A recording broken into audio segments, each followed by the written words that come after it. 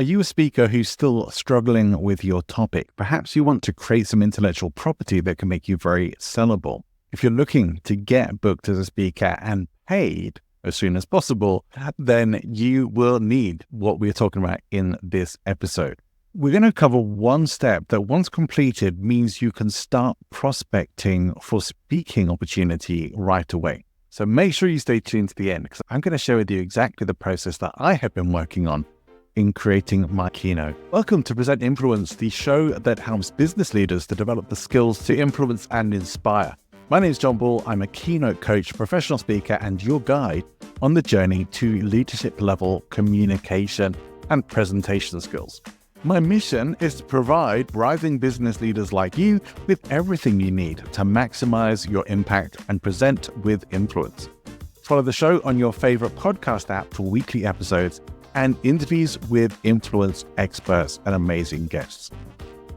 Welcome back then to the second part of my keynote creation series, where I'm inviting you to join me in my creation journey of a new professional signature keynote talk. In the previous episode on this, I talked about concept and positioning, and if you haven't listened to that, please do go back and check it out. Now, that episode was a short introduction to these longer episodes where I will share more of my creative journey and process with you. One thing I didn't share in that first episode was that I was feeling a little challenged in narrowing down my topic to speak on. My professional mission is, maybe just a little too big to be able to achieve fully with one talk. It's probably too big to achieve full stop, but still, it's my mission. So I wanted to create something actionable and that clearly solves a problem and moves people in the direction of my larger mission. One of the things I try to express to clients I work with who either are or want to be professional speakers is that the problem they solve can either be a nice to have or a need to have. But if you find yourself approaching prospects who have tight budgets, nice to have isn't a need to have and is easier to say no to.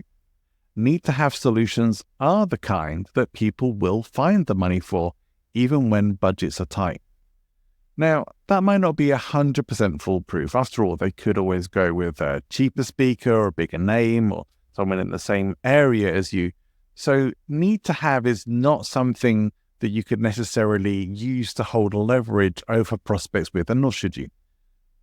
If you're looking to be a professional speaker in corporate or nonprofit or education, it probably is a good idea to aim for the need to have solutions.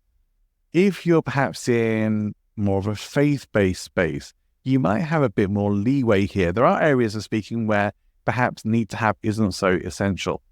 If you're in the inspirational or motivational speaking space, people are probably always going to need or want those things. So you may want to instead focus in on how you can differentiate yourself in the marketplace or create your own IP, IP being short for intellectual property, if you're unfamiliar with that term. When you're approaching prospects, you will want to be very clear about what you're offering them and what the transformation will be for the people who you speak to. One of the first tasks that I set myself when I started drafting my talk was to come up with a clear objective. It had to be an objective I knew I could help with. It would be valuable to audiences and to businesses and be a valuable part of my mission. With this in mind, I decided that one of the fastest and most impactful transformations that I could offer would be helping my audience to gain some emotional mastery.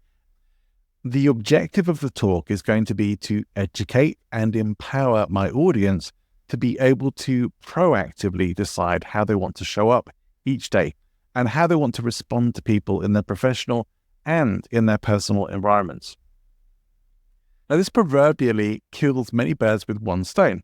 Not that I approve at all of throwing stones at birds. When I'm constructing a talk, I want to get all my possible ideas down and start pulling out the best bits from there. So I don't like to limit myself or edit myself at this point. So I want to have unlimited thinking and make sure I put the objective of the talk front and center and then work backwards from there. I didn't want to worry too much about structure just yet, but I did start to think that this could be a good place to come up with a framework. At the moment, I have a 9-point framework, which is still in process and clearly far too much framework for one keynote. It's not a bad thing. This is something that could help when it comes time to create courses or books that I may want to go with the content of the keynote. So nothing is ever wasted in this process unless you choose to bin it. I used to be very perfectionistic about my creative process. When I was younger, I used to write a lot of music, and I would often throw away music, sheet music and concepts and chord progressions that didn't seem to work, only to days or weeks later try and recall what they were. And in the end, I stopped throwing away my imperfections and realized that the creative process, for me at least, and for many others, is one of iteration. So the stuff that doesn't seem good right now might well be useful later or lead to another idea that could be good further on. Nothing is wasted. Now, I don't recommend that you necessarily create a 9-step process for yourself. I may well try to simplify mine a little bit more just for the sake of brevity. I knew I would realistically only have time in a keynote to talk about 3 elements of the framework, maybe 4 if I do have to extend time on stage or I get asked to deliver a longer talk. I wouldn't really go beyond 4 just due to the reality of how much content people can effectively retain. Even 4 key points in a talk feels like a bit of a stretch to me. If I were to need to speak longer, this should really speak to the people who do try to pack lots and lots of content into a keynote talk. Less is definitely more. If I was asked to speak for longer than 60 minutes, I would probably look to add more stories, maybe do a little crowd work to keep things energized and keep things moving. Creating a framework for transformation can be a really powerful tool and a great differentiator in the marketplace. It's something that for me also allowed me to start to create clear learning objectives for my abstract. If you haven't come across the term abstract in this regard before now, effectively it's a one sheet for a speaker that has their info, their talk or workshop description, and some key points or learning objectives on there. It usually will contain a testimonial and some references too. Now, I'm making a version of my abstract available for you to check out, and you can find the link in the show notes. You'll see some blurred info sections because, well, sadly, there are some crazy people out there who I don't want calling me or the referees I have listed on there. Of course, I don't mean you, lovely listener, but we should all be careful about putting our personal information out into public forums. I've had online stalkers before, and I promise you, it's not fun. Something to note here, having an abstract is enough for you to be able to get booked without needing to have the website, possibly even without a demo video, although those things do help a lot and are good to have as a professional speaker. I will spend some time further down the line with this series on things like my prospecting practices, as well as things like website creation and demo video creation. I have a guest coming up soon who has some really nice, specific, detailed information, exciting stuff as well on demo video creation. So if you're thinking of getting yourself a demo video, you're wanting to update yours, or you're wanting to maybe start to create one, make sure you subscribe to the show because you won't want to miss that. My next steps in my talk creation process are to create a few more abstracts because I want to have 3, maybe 4 talks listed on my website. So a couple of talks at least, maybe 1, maybe 2 workshops as well. The description and learning objectives will go onto the website when they're finished. And I hope that you'll join me for the episodes on those as well. Now, I didn't mention before about my talk title creation. So let's quickly get to that before we finish up for today. There are 2 main schools of thought that I've come across when it comes to talk titles. One is the does what it says, matter-of-fact title, which I call the Ronseal title after a long-running UK ad for Ronseal wood stain.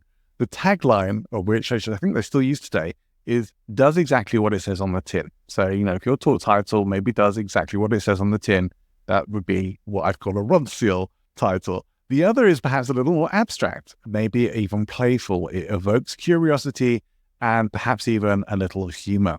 Might be clever, but it should still give some idea, maybe even a good idea about what the talk is about without needing to give away any surprises. We could call this one the teaser title. If you have other suggestions for what we should call that, I would love to hear them. It may or may not come as a surprise to you at this point that my preference leans more towards the teaser, but it's not essential that you only use one and not the other. Now, I tend to use the Ronseal approach, the does what it says on the tin approach, for workshop titles, because there I feel it's more helpful to know what's coming in a more interactive experience. Since my talk is about personal state management, showing up every day as our best selves, I wanted something to express that. And after a little playful brainstorming, I ended up with a song title, and song titles can be great to use as talk titles where appropriate. I went with Hooked on a Feeling. It's a fun song that I could probably incorporate in some way. And there's a subtitle to give a little more insight, which is how to get one day closer to your best self every day. Now, please understand at this point that I'm sharing my creative process as it's moving, not after completion. So all of this is still subject to change, but I'm liking the feel of it so far. And I'm sharing this hopefully as a teaching tool, not as a means for feedback. My creative process is mostly a solo one rather than a community effort. However, once the creative process is complete, I will very actively welcome any feedback on the talk and the content at that point. I've left my speaker page website address unblurred on my abstract if you do go and look at it, but the page isn't yet live. So I will let you know on this show when the page goes live. But let's leave things here for today. And I want to give you some exciting news about my guest for next week's episode. I was very happily introduced to my guest through the Podmatch service, which I really like. Has met so many amazing guests through that. And Podmatch introduced me to a gentleman called Mitch Carson. Mitch and I have discovered we have many friends or connections in common. He is an expert in selling from the stage. Now, it's a whole new ballgame for speakers and communicators where the risk is greater, but so are the rewards. Mitch is going to be sharing his insights into effective selling from the platform, who it's for and who it's not for, and the differences in there to professional keynoting, and why this episode may be essential for people who have their own courses, books, products to sell from the platform. Now, I will share with you, I was completely absorbed in everything Mitch was saying, and I don't know if I really want to be a professional platform salesperson. I would like to be able to know that I could do it if it was required of me. One of my criteria when I'm looking for guests is that I want guest episodes to be unmissable. And I would definitely call this episode with Mitch unmissable. So I hope you won't miss it and will follow the show on your favorite podcast player or on YouTube. But for now, wherever you're going, whatever you're doing, have an amazing week and see you next time.